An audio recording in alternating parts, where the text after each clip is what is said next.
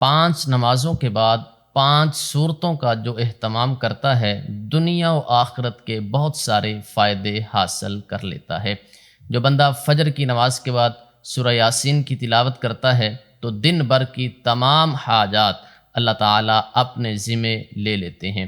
ظہر کی نماز کے بعد جو بندہ سورہ فتح کی تلاوت کرتا ہے، اتنی دیر تک اس بندے کو موت نہیں آئے گی جتنی دیر تک حج یا عمرہ کی سعادت کو حاصل نہیں کر لے گا۔ نماز عصر کے بعد جو بندہ سورہ نبا کی تلاوت کرتا ہے تو قیامت کے دن کی سختی سے اللہ تعالیٰ اس کی حفاظت فرمائیں گے۔ جو بندہ مغرب کی نماز کے بعد سورۃ الواقعہ کی تلاوت کرتا ہے تو اللہ تعالیٰ غیب سے رزق کا انتظام فرما دیں گے۔ جو بندہ سورہ ملک عشاء کی نماز کے بعد پڑھتا ہے، عذاب قبر سے حفاظت ہوگی اور قیامت کے دن شفاعت کا ذریعہ بنے گی۔